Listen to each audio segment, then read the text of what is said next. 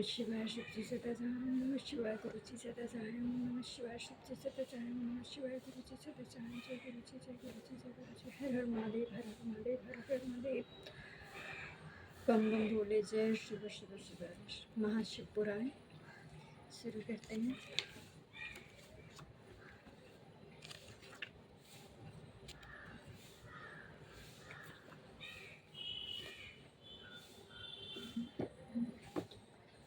ओम जय श्री गणेशाय नमः जय श्री गणेशाय नमः जय श्री गणेशाय नमः जय श्री कृष्ण जय जय महादेव जय जय शिव शक्ति जय।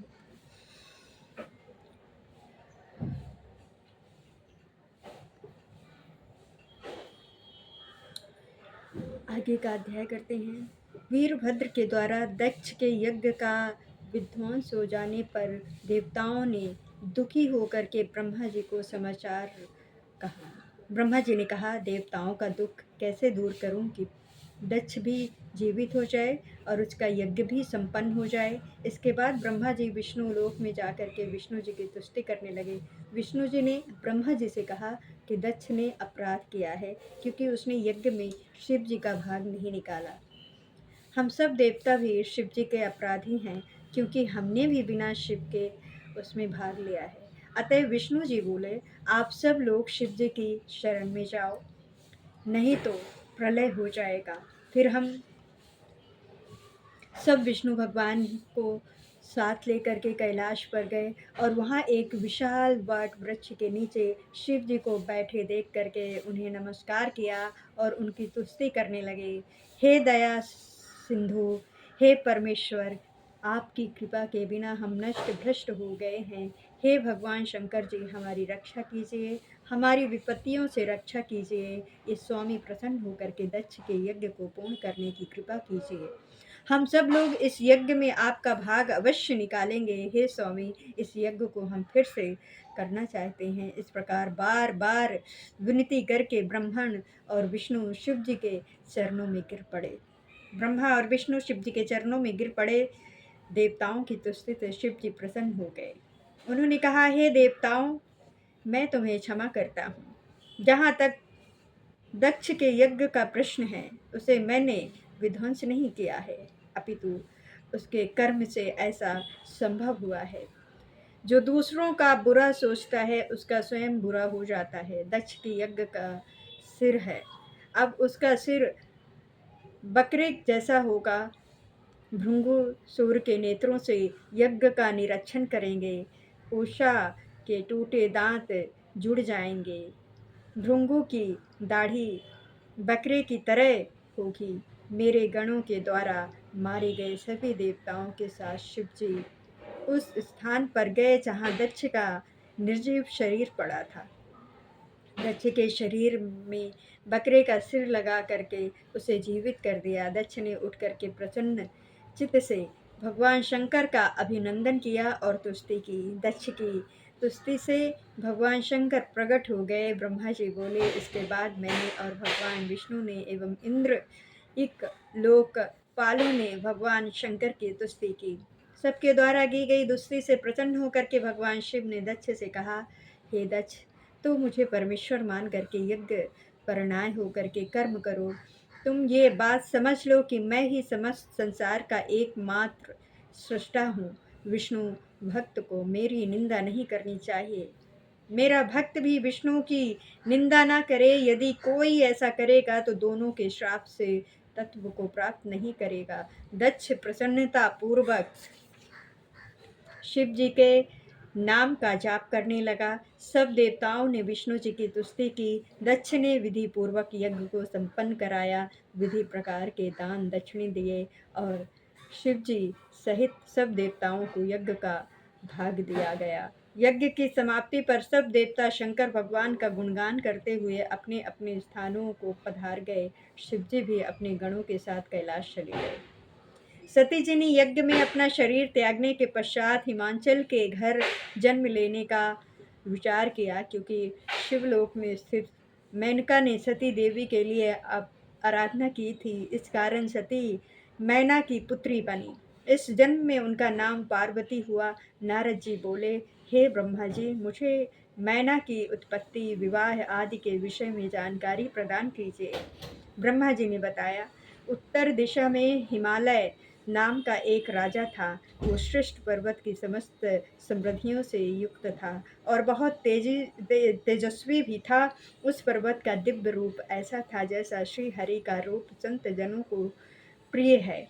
वो कैलाश राज्य हिमालय कहलाता है। राजा हिमालय ने अपने वंश की वृद्धि के लिए विवाह करने की सोची। सभी देवता मिलकर पितरों के पास जाकर के बोले, आप देव कर्मों कारो हेतु अपनी पुत्री मैना का विवाह हिमालय के साथ कर दें। इससे सभी का भला होगा और देवताओं के रास्ते में आने वाली आपत्तियां नष्ट हो जाएंगी। पितृगण ने पुत्रियों के अपनी पुत्रियों के श्राप की बात का स्मरण करके मैना का विवाह पर्वतराज हिमालय से करा दिया। उस विवाह में ब्रह्मा, विष्णु, शिव आदि सभी देवता शामिल हुए। विवाह उत्सव के पश्चात सभी देवता और मुनि वृंदा शिव पार्वती का ध्यान करके अपने अपने लोकों को प्रस्थान हो गए। ब्रह्मा जी ने बताया, हे नारद, मेरे पुत्र दक्ष 60 पुत्रियां उत्पन्न हुई। उसमें से स्वधा नाम की पुत्री का विवाह है पितृश्वरों के साथ हुआ। उसने 3 कन्याओं को जन्म दिया। बड़ी पुत्री का नाम मैना, मछली कन्या का नाम धन्या और सबसे छोटी कन्या का नाम कलावती था। एक बार तीनों कन्याएं श्वेत द्वीप में भगवान श्री हरि के दर्शन करने गईं। उस समय वहीं बड़ा भारी उत्सव मनाया गया। उसमें सनदिक ऋषि भी आए। सनकादिक ऋषि के आने पर उनका स्वागत करने के लिए सब लोग खड़े हो गए, परंतु ये तीनों बहनें खड़ी नहीं हुईं। इस पर सनकादिक ऋषियों ने उन तीनों को श्राप दिया कि तुम तीनों बहन श्रुति को जानना चाहती थी, परंतु तुमने अभिमान के कारण नमस्कार करने की आवश्यकता नहीं समझी, इसलिए तुम स्वर्ग से दूर जाकर के मनुष्य बन जाओ। ये सुनकर दोनों बहनों ने अपने सिर झुका करके ऋषि को प्रणाम किया और प्रार्थना करने लगे, हे मुनिष्ठर, आप प्रसन्न हो जाइए। हम तो मूढ़ हैं, आप हम पर ऐसी कृपा करें कि हमको स्वर्ग प्राप्त हो जाए। ऋषि सनत कुमार शिवजी की माया से प्रभावित होकर के बोले, हे पितरों की तीनों कन्याओं, अब तुम प्रसन्न होकर के मेरी बात सुनो। ये बड़ी कन्या मैना पर्वतराज हिमालय की पत्नी होगी और इससे पार्वती नाम की कन्या उत्पन्न होगी जो भगवान शंकर की पत्नी बनेगी। दूसरी कन्या धन्या राजा जनक की पत्नी बनेगी और इससे महायोगिनी लक्ष्मी स्वरूपा सीता जी उत्पन्न होंगी जो भगवान श्री राम की पत्नी बनेगी। और तीसरी कन्या कलावती राजा वृषभानु की पत्नी बनेगी जो महामाया राधा को जन्म देगी। मैना को पार्वती का वरदान प्राप्त हो गया कि वो कैलाश तक जाएगी। तुम तीनों पितरों की कन्या होने के कारण पृथ्वी पर भी स्वर्ग के विलास प्राप्त करोगी। इस प्रकार कह करके मुनिराज सनकादि अंतर्धान हो गए। इसके पश्चात वे तीन बहनें भी अपने निवास स्थान को चली गईं। हिमालय मैना से विवाह करके अपने घर आए और सुखदायक स्थानों में मैना के साथ झूम झूम कर विहार करने लगे। एक बार देवताओं के साथ श्री हरि वहाँ आए और हिमालय ने उन्हें देख करके कहा, मैं आपके दर्शन पाकर कृतार्थ हुआ, मुझे क्या आज्ञा है। तब श्री हरि ने कहा, जगदम्बा सती के शरीर त्यागने की बात तो आपको पता ही है। अब आप ऐसा प्रयत्न करें कि वे आपके यहाँ जन्म लेकर के देवताओं के कार्यों को संपन्न करें। श्री हरि के ऐसा कहने पर हिमालय ने कहा, आपकी आज्ञा शिरोधर्म है। सभी देवता शंकर भगवान की पत्नी उमा की तुष्टि करने लगे। हे माता, आप हमेशा शिवलोक निवासिनी हो और सर्वदा शिव जी की प्रिय हो। हे माता दुर्गे, हम सब देवता आपको प्रणाम करते हैं। जब देवताओं ने भगवती उमा की तुष्टि की तो कष्ट निवारिणी दुर्गा देवी उनके सम्मुख प्रकट हुई। सभी उपस्थिति देवता उनको प्रणाम करके तुष्टि करने लगे। हे माता, हमें क्षमा कीजिए तथा सनत कुमार के वचनों को पूर्ण करने की कृपा कीजिए। अब आप पृथ्वी पर अवतार ग्रहण कर शिव जी की पत्नी बनकर के अपनी अद्भुत लीलाओं से देवताओं को सुखी बनाइए। देवी ने भगवान शिव का स्मरण कर कहा, हे मुनियों एवं देवताओं, मैं पृथ्वी पर अवतार अवश्य ग्रहण करूंगी। इससे देवताओं के दुख दर्द दूर होंगे। मेरे अवतार लेने के और भी कारण हैं। इससे पहले हिमालय और मैना ने भी मेरी आराधना की है। अब भी ये अभिव्यक्त पूर्वक मेरी सेवा करती हैं, अतः मैं हिमालय के घर उनकी कन्या के रूप में प्रकट होंगी। मुझे ज्ञात है कि मेरे शरीर त्यागने से मेरे पति भगवान शंकर भी दिगंबर होकर के मेरे वियोग को सहन नहीं कर पा रहे हैं। वे निरंतर जागते रहते हैं, जिससे वे कमजोर होते जा रहे हैं। वे मेरा परिग्रहण करना चाहते हैं, इसीलिए मैं शीघ्र ही अवतार लेकर के तुम्हारे कार्य सिद्ध संपन्न करूंगी। अब तुम अपने स्थान को जाओ और भगवान शिव का भजन करो। ब्रह्मा जी ने बताया, जब देवता हिमालय और मैना को उपदेश दे करके लौट गए तो दोनों उमा देवी की आराधना करने लगे। उन्होंने चैत्र माह से लेकर के 27 वर्ष तक व्रत किया। व्रत की समाप्ति पर दुर्गा भवानी उमा प्रसन्न होकर के उनके सामने प्रकट हुई और उनसे वर मांगने के लिए कहा। हिमालय ने उनसे 100 पुत्र तथा पुत्री के रूप में उमा देवी से स्वयं प्रकट होने की इच्छा प्रकट की। देवी ने उनसे तथास्तु कहा और अंतर्धान हो गई। कुछ समय पश्चात मैना के गर्भ से श्रेष्ठ पुत्र मैनक का जन्म हुआ। वो इंद्र के द्वारा पर्वतों के पार काटने पर समुद्र में छिप गया और समुद्र से मित्रता कर ली। हिमालय तथा मैना दोनों ही देवी उमा और भगवान शिव के ध्यान में लगे रहते थे। उत्तम समय पर मैना रानी ने गर्भ धारण किया और समय आने पर सती प्रकट हुई। उमा भी कन्या के रूप में प्रकट होकर के संसारिक जीव की तरह रुदान करने लगी। कन्या के रुदान को सुन करके सब प्रफुल्ल हो गए। उनका नामकरण संस्कार हुआ तथा अनेक प्रकार के दान आदि वितरित किए गए। देवी जगदम्बा भी नाना प्रकार की क्रीड़ाएं करने लगीं और युवती बन गईं। और एक दिन भगवान शिव जी की प्रेरणा से हिमाचल के घर आए। हिमाचल ने तुम्हारा आदर सत्कार किया और कन्या के भविष्य के विषय में पूछा। तुमने बताया कि कन्या बहुत भाग्यशाली है, परंतु इसका पति दिगंबर निगुण काम वासना राहित भोगी माता पिता से हीन अभिमान राहित तथा साधु वेशधारी होगा। तुम्हारी ये बात सुनकर के हिमाचल और मैना बहुत दुखी हुए, परंतु हे नारद, तुमने उनको अभिशासन दिया कि वे सभी लक्षण शुभ हैं, क्योंकि भगवान शंकर इसके पति बनेंगे। इसीलिए पार्वती को शिव जी के प्राप्ति के लिए तप करना होगा।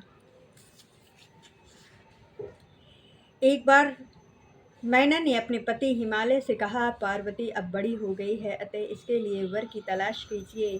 हिमालय ने मैना से कहा, नारद जी की बात कभी झूठी नहीं हो सकती है। पार्वती से शिव जी की तपस्या करने को कहो। ये सुनकर मैना की आंखों में आंसू आ गए। वे पार्वती की कोमलता को देख करके बहुत दुखी हुई। पार्वती जी बोली, हे माता, मैंने आज प्रातःकाल ब्रह्म मुहूर्त में एक स्वप्न देखा है। मुझे एक तपस्वी व्यक्ति ने कहा है कि हे भगवान शिव की प्राप्ति के लिए तुम तप करो। ये सुन करके मैना ने ये सारी बात हिमालय को सुनाई। ब्रह्मा जी ने नारद को बताया। कुछ समय के पश्चात भगवान शिव जी नंदीश्वर आदि गणों के साथ हिमालय के उस प्रदेश में पधारे जहाँ पतित पावनी गंगा जी ब्रह्मलोक से नीचे गिर रही हैं। वो स्थान देख करके शिव जी उसे तप के योग समझ करके आत्मचिंतन करने लगे। शिव जी के आगमन का समाचार सुन करके हिमालय उनके दर्शन करने आए। उन्होंने शंकर जी को प्रणाम करके उनका विधि पूर्वक पूजन किया। भगवान शंकर ने हिमालय से कहा, मैं यहाँ तप करने के विचार से आया हूँ। आप ऐसी व्यवस्था कर दें कि मेरे तपस्या में कोई विघ्न न पड़े। हिमालय ने कहा, प्रभु, आप यहाँ तपस्या कर सकते हैं, आपकी तपस्या में कोई विघ्न नहीं पड़ेगा। ऐसा कह करके उन्होंने सभी प्रकार की व्यवस्था कर दी। कुछ दिनों के बाद फल फूल लेकर के पार्वती के साथ हिमालय भगवान शिव के पास पहुँचे। वहाँ पहुँच करके हिमालय ने भगवान शिव को प्रणाम करके कहा, हे भगवान, ये मेरी कन्या पार्वती है, इसे मैं आपकी सेवा में लाया हूँ, कृपा इसे आप अपनी दासी समझ करके स्वीकार करें। हिमालय की बात सुन करके भगवान भोलेश्वर भोले शंकर ने अपने नेत्र खोले और सर्वज्ञ सुंदर उमा को देख करके हिमालय से बोले, हे राजन, ये कन्या चंद्रमा के समान सुंदर व रूपवती है, इस कारण मैं इसका यहाँ आना ठीक नहीं समझता, क्योंकि इससे तपस्वियों की समस्या भंग हो सकती है। ये सुन करके हिमालय व्याकुल और चिंतुर हो गए। भगवान शंकर की बात सुनकर पार्वती जी बोली, हे योगी राज, आपने पिताजी से जो बात कही है उसका उत्तर मैं देती हूँ। आपने जो तप करने का निश्चय किया है वो क्या शक्ति युक्त नहीं है, यही शक्ति सभी कर्मों की प्राकृतिक बताई गई है। इसी से इस चार संसार का पालन संहार और रचना होती है। आप इस पर विचार करें कि ये प्राकृतिक क्या है और आप कौन हैं। यदि प्राकृतिक न हो तो शरीर तथा स्वरूप किस प्रकार शक्ति का पूजन ध्यान करे तो जगत का कार्य चलता रहे। ये सुनकर भगवान शंकर ने कहा, हे पार्वती जी, मैं तप के द्वारा प्राकृतिक का नाश कर चुका हूँ। अब मैं तत्व रूप में स्थित हूँ। ये सुनकर के पार्वती जी हंसकर बोली, हे योगी राज, आप कैसी बातें कर रहे हैं, थोड़ा सोच करके बताइए। यदि आपने प्राकृतिक का नाश कर दिया है तो आप किस प्रकार विद्यमान हैं? संसार के सभी कार्य कैसे हो रहे हैं? क्या आप प्राकृतिक के तत्व को नहीं पहचान रहे हैं? आप पुरुष हैं और मैं प्राकृतिक हूँ। आप मेरी कृपा पर ही सगुण होकर के निष्ठावत हो, नहीं तो आप किसी भी कार्य को करने में समर्थ नहीं हो सकते। ये सुनकर के शिव जी बोले, हे हिमाचल कन्या, यदि मैं माया रहित परमेश्वर हूँ तो तुम श्रद्धा पूर्वक मेरी सेवा में तत्पर हो जाओ। और हे हिमालय, हम तप करने की इच्छा रखे हैं। तुम्हारी ये कन्या चाहे तो प्रतिदिन हमारे दर्शन करने आ सकती है। उसी दिन से पार्वती जी प्रतिदिन शिव जी के दर्शन करने आने लगी।